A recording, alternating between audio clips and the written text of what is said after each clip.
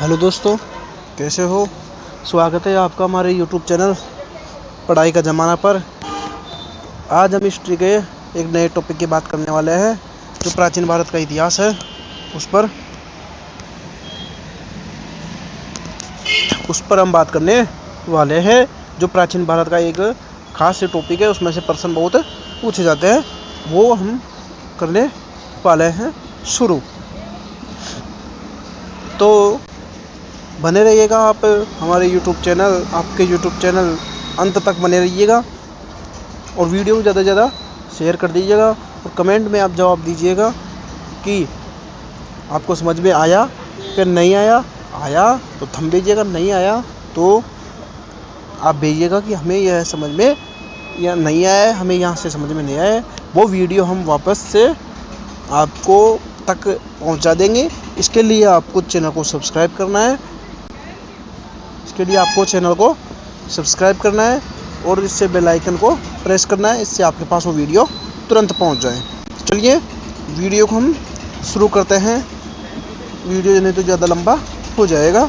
इसके बारे में हम देखो, जनपद होते हैं, जनपदों का उदय कैसे हुआ, अंत कैसे हुआ, कौन कौन से वंश इसके अंदर आए, इसकी आर्थिक संपदा कैसी थी, धार्मिक कैसी थी, राजनीतिक स्थिति कैसी थी, और मगध जो जनपद था, मगध के जो सबसे शक्तिशाली जनपद था, उसके बारे में हम देखने वाले हैं। तो बने रहिए वीडियो के अंत तक, मिस मत कीजिएगा वीडियो को। चलो शुरू करते हैं। सबसे पहले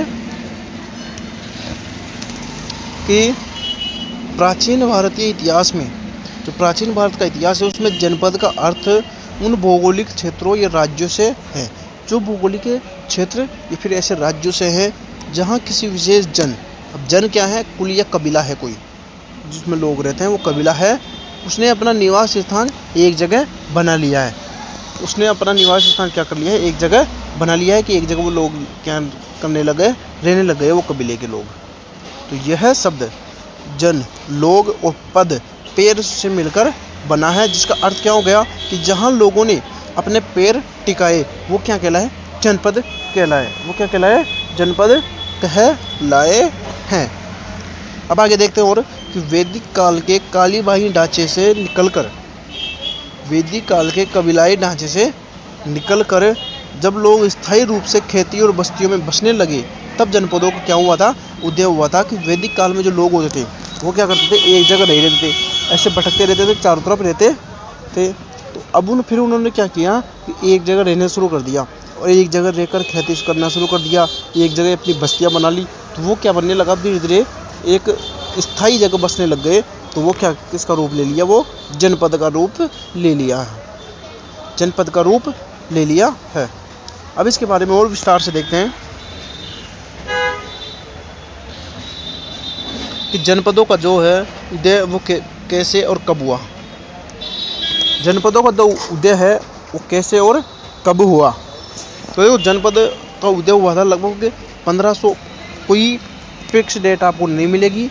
आपको क्या लगाना है, लगभग 1500 ईसा पूर्व से 600 ईसा पूर्व तक, 1500 ईसा पूर्व से 600 ईसा पूर्व तक इसको माना जाता है जनपदों का उदय। कि ऐसे इतने से इतने में जनपदों का उदय होने लगा था।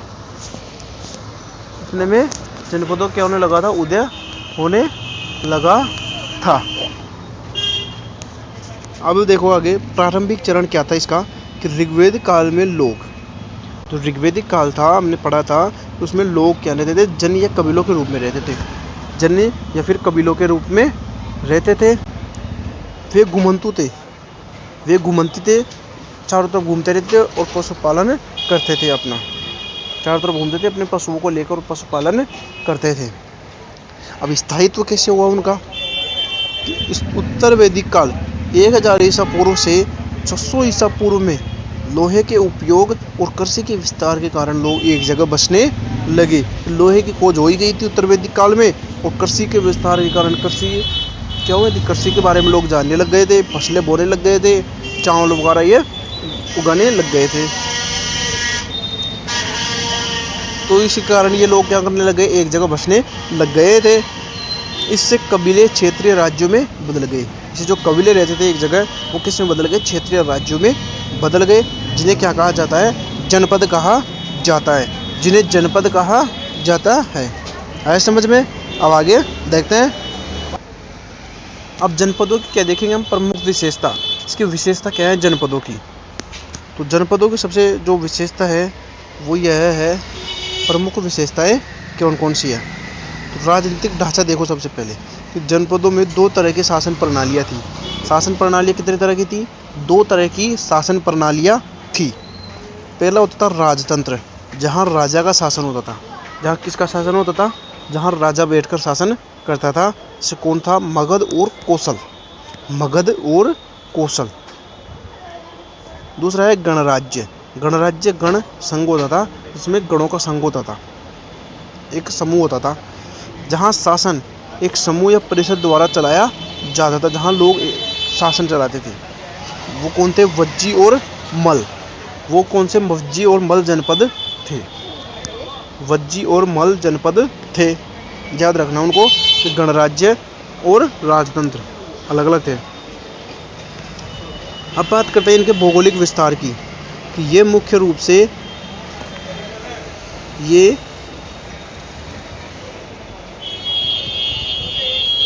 रूप से उत्तर भारत के गंगा घाटी और उत्तर पश्चिम, जो वर्तमान में पाकिस्तान और अफगानिस्तान के क्षेत्रों में फैले थे।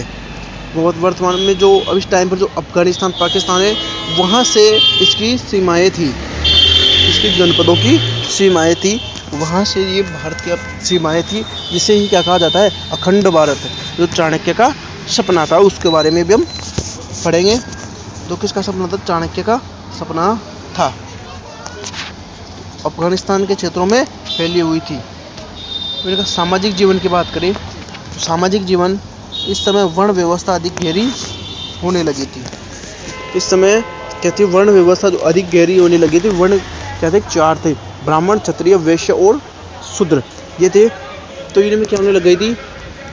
गहरी होने लगी थी। ये लोग कृषि के साथ साथ व्यापार में भी रुचि करने लगे थे। लोग बाग व्यापार करने लगे, अनाज का व्यापार करने लगे, कोई वस्तुओं को व्यापार करने लगे, कोई जो वस्तु है उनका व्यापार करने लगे, वस्त्रों का व्यापार करने लगे। एक राज्य से दूसरे राज्यों में अपने माल को पहुंचाने लग गए। ये क्या करने लगे? व्यापार में भी अपनी रुचि लेने लग गए थे। ये इनकी प्रमुख विशेषता है जनपदों की, नोट कर लेना। ये तो हम सिर्फ जनपदों के बारे में पढ़ रहे हैं। फिर अगले इनके जनपद होते हैं, जो जनपद हैं, जो मेन जनपद है, उनके बारे में हम पढ़ लेंगे, जो उसमें से प्रश्न पूछे जाते हैं, उनके बारे में हम पढ़ लेंगे। तो आगे देखते हैं।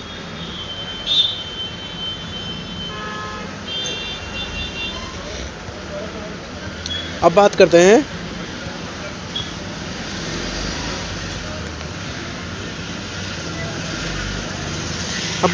प्रमुख जनपद और महाजनपद। जनपद और महाजनपद।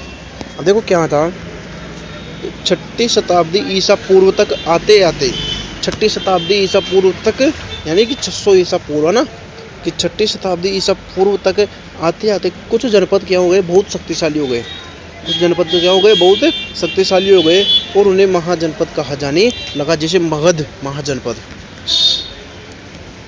तो महाजनपद कहलाने लग गए।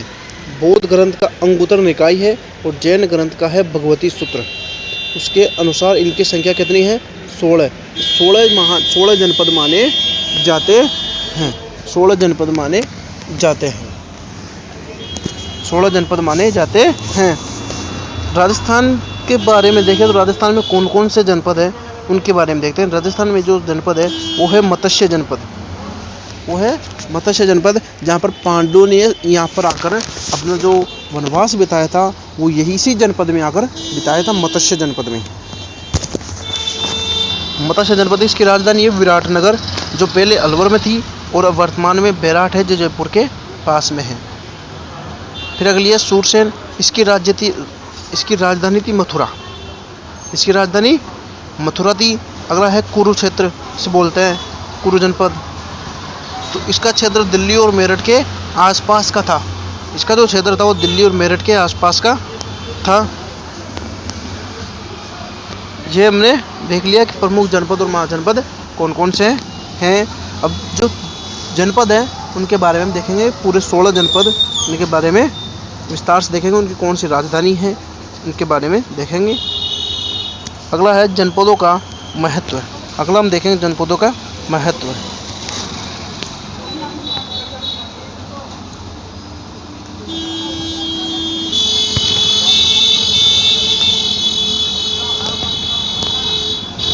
अगला है जनपदों का महत्व। अगला है जनपदों का महत्व। अब जनपदों का महत्व कैसे हुआ, इनका महत्व है शहरीकरण। अब इनका शहरीकरण कैसे हुआ? जनपदों के काल में ही भारत में द्वितीय शहरीकरण की शुरुआत हो गई थी।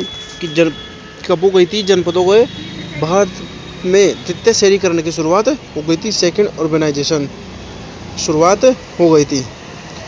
दूसरा है सिक्कों का प्रचलन होने लग गया था। व्यापार के लिए आहत सिक्के पंचमार्कड कॉइन पहली बार इसी समय उपयोग में आए थे। प्रश्न पूछा जाता है कि आहत सिक्के कब उपयोग में लिए गए थे? ये आ जाएगा जनपदों के काल में। अगला है लोहे का प्रयोग।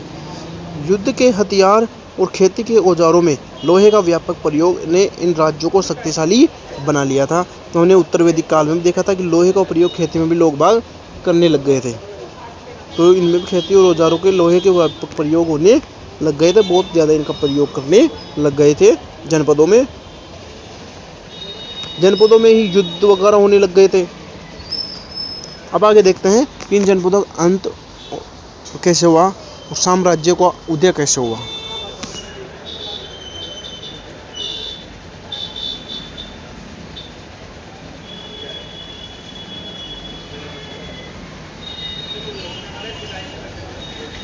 अगला आपको दिख रहा होगा अंत और साम्राज्य का उदय। अब देखते हैं अंत और साम्राज्यों का उदय कैसे हुआ। देखो, समय के साथ शक्तिशाली जनपदों ने छोटे छोटे जनपदों को अपने आप में मिला लिया था। जो शक्तिशाली जो जनपद थे वो अपने आप में औरों को मिला लिया था।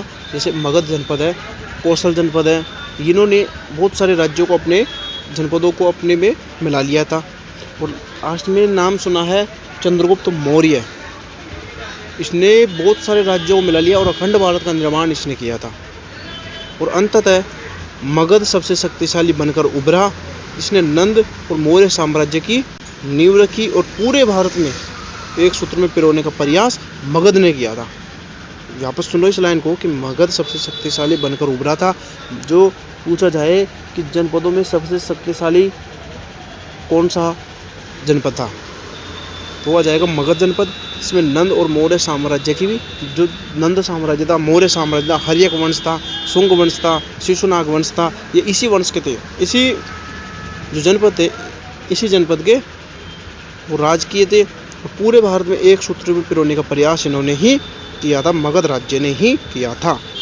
अब आगे देखते हैं मगध जनपद के बारे में।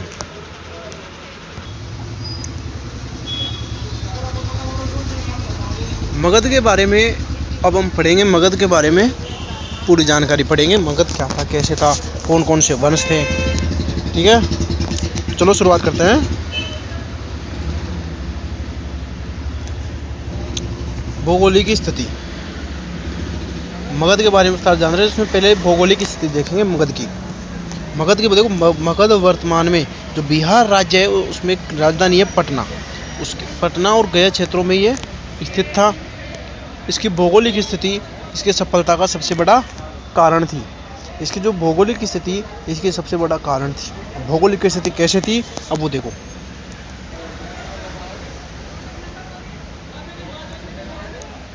इसकी राजधानी देखो, इसकी राजधानी थी, इसकी पहली राजधानी थी राजगृह, जो इसे गिरिवर्ज के नाम से भी जाना जाता है। जो क्या है कि 5 पहाड़ियों से घिरी होने के कारण ये क्या थी, प्राकृतिक रूप से तो क्या थी, सुरक्षित थी। ये प्राकृतिक रूप से तो ये क्या थी, बिल्कुल सुरक्षित थी, क्योंकि 5 पहाड़ियों से घिरी हुई थी, जो कोई आक्रमण भी नहीं कर सकता।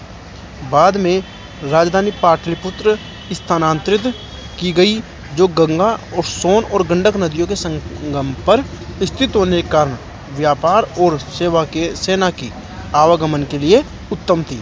वो कहती व्यापार के लिए और सेना के जो आवागमन था उनके लिए यह बिल्कुल अच्छी थी, पाटलिपुत्र। हाँ समझ में, इसलिए इसकी भौगोलिक स्थिति अच्छी थी। आगे देखते हैं, प्राकृतिक संसाधन इसमें बहुत ज़्यादा पाए जाए गए थे।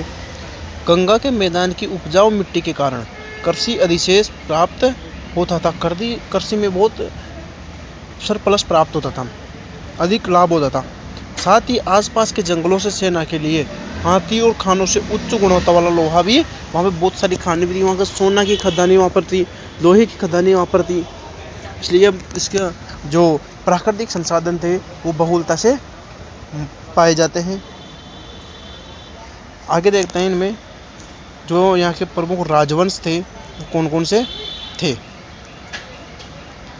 इनके प्रमुख राजवंशों की बात करें, राजवंश और उनके शासकों की बात करते हैं, तो मगध की सत्ता कई महान राजवंशों के हाथों में रही थी। तो सबसे पहला जो संस्थापक था मगध राज्य में, मगध राज्य का संस्थापक वो कौन सा था? हर्यक वंश का जैसे संस्थापक बोला जाता है वो था, हर्यक वंश का संस्थापक था बिंबिसार। नोट कर लीजिएगा, पूछा जाता है कई बार कि हर्यक वंश का संस्थापक कौन था? बिंबिसार। इस वंश का ये क्या था? संस्थापक था। इसने वैवाहिक संबंधों और विजय के माध्यम से राज्य का क्या कर लिया? इसने विस्तार कर लिया था। इसने वैवाहिक संबंध बनाए बहुत सारी, तो और दूसरे जो जनपद हैं उनसे अपने वैवाहिक संबंध बनाए और अपने राज्यों को विस्तार किया। उसके पुत्र अजातशत्रु ने मगध को और सैन्य मजबूती प्रदान की। सेना में जो निपुण था युद्ध में, जो अजातशत्रु, उसने सेना को मजबूत किया। इस तरह मगध और अच्छी तरीके से प्रबल हो गया। अगला जो वंश आया इसके हर्यक वंश के बाद में वो था शिशुनाग वंश। इन्होंने अवंती जैसे शक्तिशाली राज्यों को जीतकर मगध में मिला लिया था शिशुनाग वंश ने। अब ये कैसे हुआ था? देखो ये बदल कैसे रहे थे। इन्होंने आपस में क्या करते थे, ये हर्यक वंश ये इसका दास था, तो दास ने इनके राजा की हत्या कर दी और खुद बैठ गया। फिर नंदवंश, इसने इसकी हत्या कर दी, ये खुद बैठ गया। मौर्य वंश में इसने नंदवंश की हत्या कर दी, ये बैठ गया।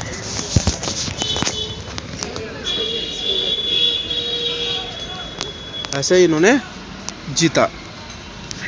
और अब देखिए शिशुनाग, अवंती जो बहुत शक्तिशाली राज्य था, अवंती भी जो शक्तिशाली राज्यों को जीतकर मगध में मिला लिया था शिशुनाग वंश ने। अगला है नंदवंश। महापद्मनंद ने एक विशाल सेना, सबसे बड़ी सेना थी वो थी मगध के पास, और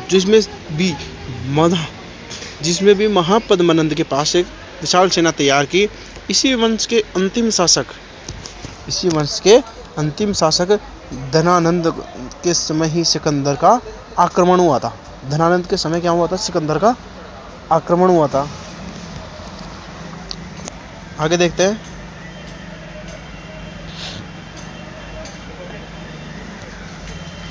मौर्य वंश। नंदवंश था, ये इसको माना जाता है ये नाई थे। ये क्या थे? नाई। अभी इन्होंने क्या किया था कि शिशुनाग वंश था जिसमें नंदवंश, महापद्मनंद कौन था? एक नाई था, जो बाल काटते समय ये इसकी हत्या कर दी शिशुनाग वंश के राजा की, और ये गद्दी पर बैठ गए।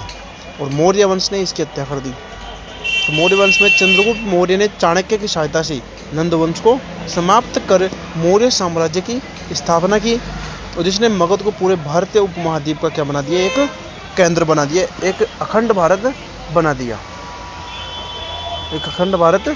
दिया। अभी ये चाणक्य है, इसी को ही कौटिल्य कहा जाता है, जिसने अर्थशास्त्र की रचना की थी। कौटिल्य ने मौर्य वंश के राज में ही मेगस्थनीज यहाँ पर आया था, जिसकी पुस्तक थी इंडिका, उसने पुस्तक लिखी थी, उससे मैंने मगध के बारे में जानकारी दी थी। आगे देखते हैं हम,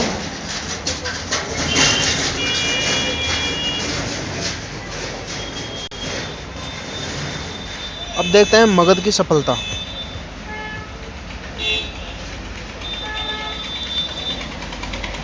मगध की जो सफलता है उसके कारण क्या थे? तो मगध ही क्यों सबसे शक्तिशाली बना, इसके कुछ कारण हैं। क्या कारण थे? लोहे की उपलब्धता, लोहे बहुत ज़्यादा था।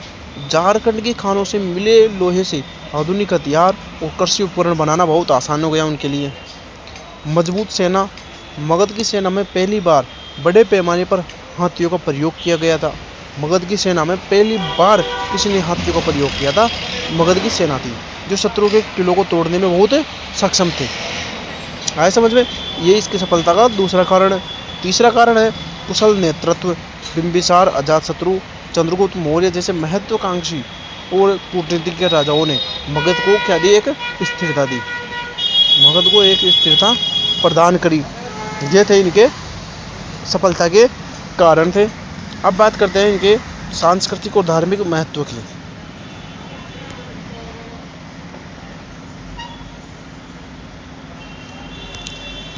अब बात करते हैं इनके सांस्कृतिक और धार्मिक महत्व की बात करते हैं। तो मगध केवल राजनीति का ही नहीं बल्कि ज्ञान और धर्म का भी केंद्र था। कैसे था? कि यह क्षेत्र भगवान बुद्ध और भगवान महावीर का कर्म स्थली था। तो यहाँ पर ही उनको क्या हुआ था? यहाँ पर इनको ज्ञान प्राप्त हुआ था दोनों को, इसलिए क्या है? ये कर्म स्थली था। दुनिया का प्रसिद्ध नालंदा विश्वविद्यालय भी मगध क्षेत्र में ही था। तो नालंदा विश्वविद्यालय है उससे का ही जो क्या है मगध जनपद में ही था। और क्या हुआ था? मगध का उदय एक छोटे छोटे जनपद से शुरू होकर एक खंड भारत का साम्राज्य तक पहुंचा था मगध राज्य। अब देखते हैं तो 16 महाजनपद कौन कौन से और उनकी राजधानी कौन कौन सी है। आपको स्क्रीन पर दिख रहा होगा तो जनपद है वो सबसे पहला जनपद है अंग, जिसकी राजधानी थी चंपा, जो इस समय मुंगेर और भागलपुर बिहार में है। दूसरा है मगध, जिसकी राजधानी थी राजगृह और गिरिवर्ज, जो पटना और गया में स्थित है। तीसरा है काशी, वाराणसी इसकी राजधानी थी, जो वर्तमान में कहाँ पर है? उत्तर प्रदेश में है। चौथा है वत्स, जिसकी राजधानी थी कौशाम्बी, जो इलाहाबाद और प्रयागराज उत्तर प्रदेश में है। अगला है कौशल, जिसकी राजधानी थी श्रावस्ती या साकेत, जो अयोध्या और फैजाबाद जो उत्तर प्रदेश में स्थित है वर्तमान में। छठवां है सूरसेन और जिसकी राजधानी थी मथुरा जो उत्तर प्रदेश में है। सातवां है पांचाल, जिसकी अहिचित्रपुर या काम्पिल्य इसकी राजधानी थी, इस समय कहाँ पर है? उत्तर प्रदेश में रोहिलखंड के नाम से। आठवां है कुरु, जिसकी राजधानी थी इंद्रप्रस्थ, जो आधुनिक दिल्ली और मेरठ और हरियाणा के क्षेत्र में आता है। नौवां है मत्स्य और विराटनगर, जयपुर, अलवर और भरतपुर राजस्थान में है। ये तीन राज्य इनके अंदर, 3 जिले इनके अंदर आते हैं। ये आते हैं इनके अंदर। अगर आगे देखते हैं, अब आगे देखते हैं। 7वां है पांचाल, अहिछत्रपुर, रोहिलखंड जो उत्तर प्रदेश में है। 8वां है कुरु, जिसकी राजधानी है इंद्रप्रस्थ, आधुनिक दिल्ली, मेरठ और हरियाणा में है। 9वां है मत्स्य, जिसकी राजधानी है विराटनगर, जयपुर, अलवर और भरतपुर इन राज्यों में इन जिलों में ये फैला हुआ है। 10वां है चेदी, जिसकी राजधानी है शक्तिमती, जो बुंदेलखंड के क्षेत्र में स्थित है इस टाइम पर। 11वां है अवंती, जिसकी राजधानी है उज्जैन या महिष्मती, जो मालवा मध्य प्रदेश में है। 12वां है गांधार, जिसकी राजधानी है तक्षशिला एक गुरुकुल भी था। तक्षशिला विश्वविद्यालय जो इस टाइम पर पाकिस्तान में है। रावलपिंडी और पेशावर जो पाकिस्तान में है। 13वां है कंबोज, हाटक और राजपूत, तो उत्तर पश्चिमी सीमा प्रांत में इस टाइम पर है। 14वां है असमख, जिसकी राजधानी है पोटर या पोटाली, जो गोदावरी घाटी दक्षिण भारत का एकमात्र ये महाजनपद था असमख। आगे देखते हैं।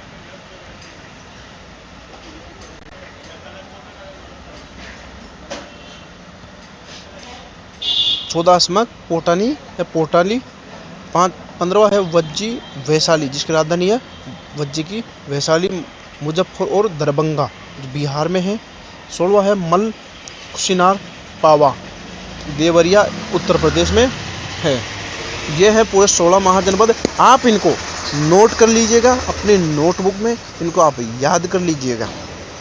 याद करने योग्य बातें क्या क्या है वो है मगध सबसे शक्तिशाली महाजनपद बनकर उभरा था। मत्स्य जनपद का सीधा संबंध राजस्थान के जयपुर क्षेत्र से है। असमख दक्षिण भारत में स्थित होने वाला एकमात्र महाजनपद वो था असमख। याद रखने की बात है, ये दक्षिण भारत का एकमात्र महाजनपद था। अगला है वज्जी और मल, ये कहते हैं गणतंत्रात्मक शासन व्यवस्था थी, जबकि अन्य शब्द कौन से थे? राजधानी जहाँ पर राजा का शासन था, दोजे वज्जी और मल। तो 15वां 16वां है वज्जी और मल, ये थे गणराज्य जहाँ पर लोगों का शासन चलता था। ठीक है, तो आज की क्लास हम यहीं पर समाप्त करेंगे। वीडियो को ज़्यादा से ज़्यादा लोगों के पास शेयर कर दो। वीडियो को प्लीज़ लाइक और सब्सक्राइब जरूर करके जाइए, क्योंकि हम ये सिर्फ आपके लिए ही मेहनत कर रहे हैं। तो आपका इतना फ़र्ज तो बनता ही है कि वीडियो को लाइक और सब्सक्राइब करना तो फर्ज बन जाइए। और अगर मैं बोलता हूँ कि अगर आपको समझ में नहीं आया तो और इसी तरीके से हम आपके सामने वीडियो को लेकर आएंगे। अगर आपको कोई सा टॉपिक हमें समझ में नहीं आ रहा है तो आप हमें बताइएगा, अगर समझ में आ रहा है तो कमेंट में बता के जाइएगा और आप कमेंट में इनके उत्तर दीजिएगा। कल जो बीता हुआ कल था रविवार के दिन, संडे के दिन, कल जो हिंदी व्याकरण थी उनका टेस्ट लग चुका है। अब जो और बाकी के टॉपिक है उनका टेस्ट अब लगते रहेंगे धीरे धीरे। ठीक है, तो आज क्लास हम यहीं पर समाप्त करेंगे। और व्हाट्सएप ग्रुप पे आप ज़्यादा से ज़्यादा ज्वाइन होइएगा। व्हाट्सएप ग्रुप की लिंक कमेंट बॉक्स में मिल जाएगी।